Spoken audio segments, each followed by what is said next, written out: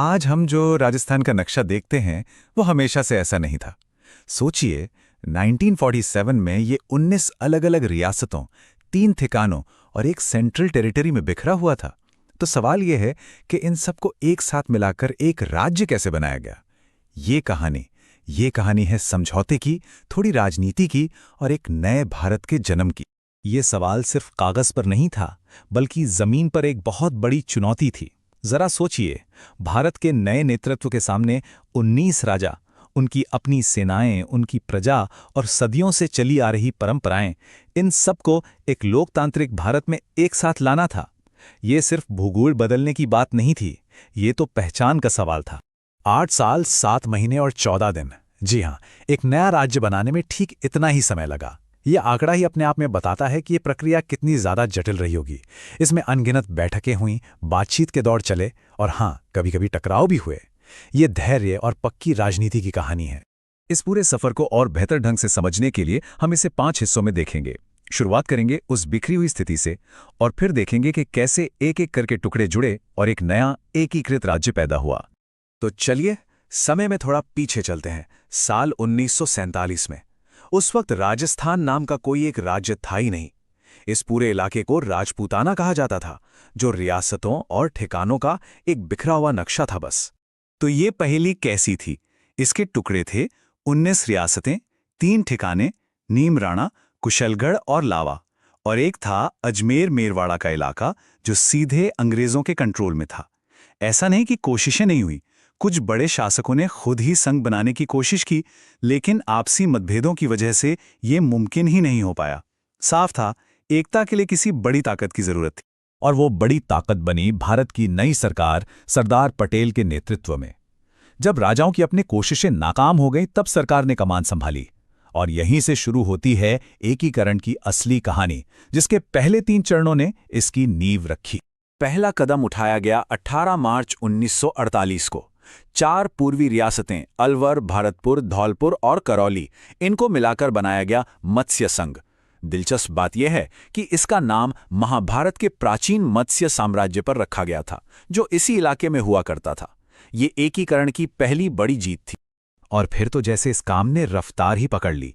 पहले संघ के बनने के ठीक 1 हफ्ते बाद 25 मार्च को कोटा और बूंदी जैसी 9 और रियासतें एक साथ आ गईं और बना राजस्थान संघ। अब एकीकरण का पहिया पूरी तरह घूम चुका था। लेकिन ये सब सिर्फ कागजी कार्रवाई नहीं थी, इसमें बहुत भावनाएं जुड़ी थीं। बांसवाड़ा के शासक चंद्रवीर सिंह ने जब विलय के कागजों पर दस्तखत किए तो कहा, मैं अपने डेथ वारंट पर हस्ताक्षर कर रहा हूं। सोचिए जरा, ये शब्द बताते हैं कि उन राजाओं के लिए अपनी सदियों पुरानी रियासत को सौंपना कितना बड़ा व्यक्तिगत त्याग था। वाकई एक युग का अंत हो रहा था। एकीकरण को असली ताकत और सम्मान तब मिला जब मेवाड़ यानी उदयपुर की रियासत शामिल हुई। मेवाड़ का इतिहास सीधे महाराणा प्रताप से जुड़ा था और इसका मान सम्मान पूरे राजपूताना में था। उनके शामिल होने से संयुक्त राजस्थान बना और इस पूरे विलय को एक नई वैधता मिल गई। चलिए, अब कहानी के सबसे अहम मोड़ पर आते हैं। ये वो पल था, वो चरण था, जब राजस्थान के एकीकरण का सपना एक ऐसी हकीकत बन गया जिसे अब कोई पलट नहीं सकता था। 30 मार्च 1949। ये वो ऐतिहासिक तारीख है जब 4 सबसे बड़ी रियासतें जयपुर, जोधपुर, जैसलमेर और बीकानेर विलय के लिए मान गईं। ये सिर्फ बड़ी नहीं, बल्कि राजपूताना की सबसे शक्तिशाली रियासतें थीं। इनके जुड़ने से बना वृहत राजस्थान, और इसी खास दिन को आज हम सब राजस्थान दिवस के रूप में मनाते हैं। अब जाहिर है, इतने बड़े राज्यों को एक साथ लाना आसान तो था नहीं। इसके लिए एक बहुत ही चतुर राजनीतिक समझौते की जरूरत थी। तो पी सत्यनारायण राव समिति ने एक रास्ता निकाला। सत्ता को बड़े करीने से बांटा गया। तय हुआ कि राजधानी जयपुर में होगी, ठीक है, लेकिन न्याय विभाग वो जोधपुर को दिया गया, शिक्षा का जिम्मा बीकानेर को मिला और खनिज विभाग उदयपुर को। ये एक शानदार मिसाल है कि कैसे सबको साथ लेकर चला जाता। बृहत राजस्थान तो बन गया था, लेकिन कहानी अभी खत्म नहीं हुई थी। पहेली के कुछ सबसे मुश्किल टुकड़े अभी भी बाकी थे और कुछ बड़े विवादों को सुलझाना अभी बाकी था। सबसे बड़ा ड्रामा तो जोधपुर में हुआ। जोधपुर की सीमा पाकिस्तान से लगती थी और एक पल ऐसा आया जब ये साफ नहीं था कि महाराजा भारत में शामिल होंगे या पाकिस्तान में।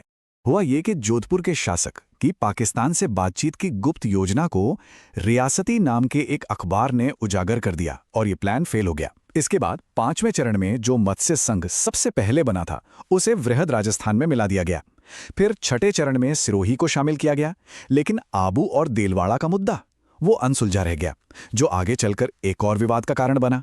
तो अब हम इस कहानी के अंतिम पड़ाव पर पहुंचते हैं, जहां आखिरी प्रशासनिक कदमों ने उस राज्य को वो शक्ल दी जिसे हम आज राजस्थान के नाम से जानते हैं। अगर देखें तो ये पूरी यात्रा 7 चरणों में पूरी हुई। 1948 में मत्स्य संघ की एक छोटी सी शुरुआत से लेकर 1956 में अंतिम विलय तक हर कदम अपने आप में एक चुनौती था। ये टाइमलाइन दिखाती है कि आधुनिक राजस्थान का निर्माण एक रात में नहीं, बल्कि एक लंबी और सोची समझी प्रक्रिया के तहत हुआ। और फिर आखिरकार वो तारीख आई, 1 नवंबर 1956।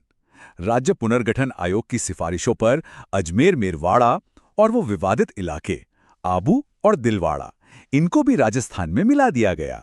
और इसी दिन राजस्थान का वो नक्शा पूरा हुआ जिसे हम आज पहचानते हैं। इस आखिरी कदम के साथ एक बहुत बड़ा सांकेतिक बदलाव भी हुआ। राजा महाराजाओं के युग का जो प्रतीक था राज प्रमुख का पद, उसे खत्म कर दिया गया और उसकी जगह ली लोकतांत्रिक राज्यपाल के पद ने। और मोहनलाल सुखाड़िया ने आधुनिक राजस्थान के पहले मुख्यमंत्री के रूप में शपथ ली। तो राजस्थान का एकीकरण सिर्फ नक्शे पे लकीरें खींचना नहीं था, ये कहानी इस बात की है कि कैसे दर्जनों अलग अलग पहचानों ने अपने मतभेद भुलाकर एक साझा भविष्य चुना। और ये इस बात का सबसे बड़ा सबूत है कि जब विभाजन के ऊपर एकता को चुना जाता है तो इतिहास बनता है।